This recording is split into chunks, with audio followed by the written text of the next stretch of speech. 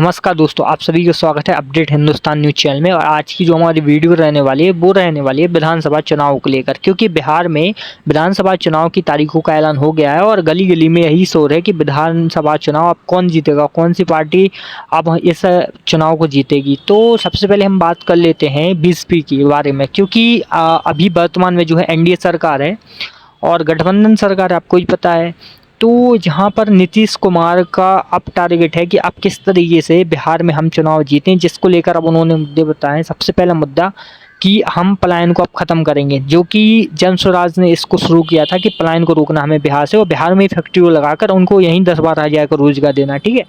अब जिसके बाद से अब लगभग सभी पार्टियां इस चीज़ के बारे में बात करने लगे कि हम पलायन को रोकने की कोशिश करेंगे।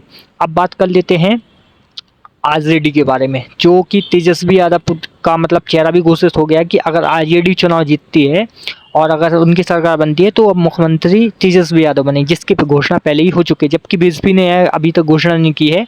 और बीएसपी ने कहा है कि जितने भी जो विधानसभा से विधायक जीतेंगे तो वही तय करेंगे कि किसको सीएम बनाया जाए, ठीक है।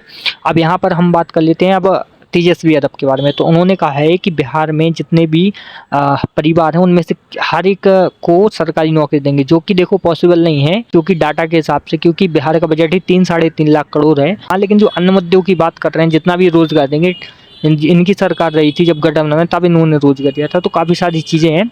अब इसके बाद कर लेते हैं एक नई पार्टी जन स्वराज के बारे में, जो का सबसे इम्पोर्टेंट है। देखिए, जन स्वराज का कहना है कि हम किसी भी तरीके से शिक्षा को बेहतर करेंगे और पलायन को रोकेंगे। तो ये पलायन का मुद्दा काफ़ी बड़ा मुद्दा है, जिसके बारे में आज हम अच्छे से बात करने वाले हैं। तो देखिए, पढ़ना इसी से भारी हो जाता है कि बिहार के काफ़ी सारे युवा और लोग हैं जो भारत के अन्य राज्यों में जाते हैं अपनी मतलब रोज़गार के लिए, क्योंकि बिहार में इतना रोज़गार नहीं है कि, और ना ही इतना पैसा है कि वहाँ लोग नौकरी जॉब करके अपना घर चला सके। इसलिए उनको कहीं दिल्ली, कहीं मुंबई, कभी बेंगलोर, कभी हैदराबाद, मतलब बिहार के लोग हर जगह बसे हुए हैं केवल काम के लिए।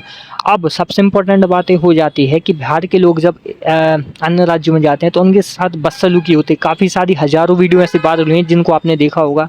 कहीं पर कोई भाषाओं को लेकर बिहारियों को मार रहा है, कभी किसी बात को लेकर मार रहा है, कभी कोई ये कह रहा है कि अपने राज्य वापस जाओ। तो इन सब चीज़ों के बाद भी वो अपना काम कर रहे हैं। और छठ के त्यौहार पर लोगों को वापस आना था बिहार में, तब किस तरीके से हालात हुए आपने देखे होंगे कि लोग भेड़ बकरियों की तरह ट्रेनों में आए, जिसको लेकर जो अन्य विरोधी पार्टियां हैं वो विरोध कर रही हैं सरकार का कि ऐसा क्यों हो रहा है। तो कम से कम हमें आने जाने के लिए तो सुविधा दी जाए। तो जन स्वराज का कहना है कि इतना जरूर है कि जो बिहार के लोग बाहर जाते हैं तो उनको रोजगार मतलब उनके राज्य में दिया जाए। आने वाले 1 साल के अंदर उन्होंने वादा किया है कि किसी भी बिहारी को बाहर नहीं जाना पड़ेगा रोजगार के लिए, क्योंकि उनको हम बिहार में ही रोजगार की व्यवस्था करा देंगे।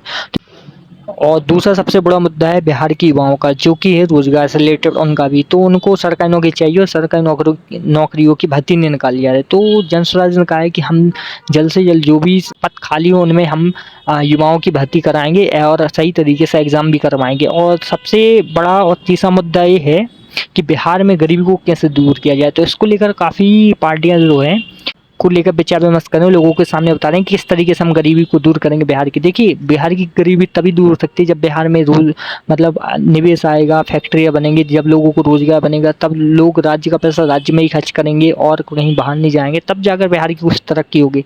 जिसको लेकर जन स्वराज सबसे आगे नज़र आ रही है लाइन में कि जो सारे मुद्दे उठा रही है। बाकी आपका क्या कहना है इस बारे में कि आने वाले समय में विधानसभा चुनाव में किसकी जीत होगी, किसकी हार होगी, और आपको क्या लगता है आपको किस पार्टी को सपोर्ट करना चाहिए? आप कमेंट बॉक्स में जो होता है कमेंट बॉक्स खुला है, और इस वीडियो को ज़्यादा से ज़्यादा शेयर करें और चैनल को सब्सक्राइब करें, जिससे आने वाली और भी कई सारी विधानसभा चुनाव से रिलेटेड अपडेट आपको मिल जाए। धन्यवाद।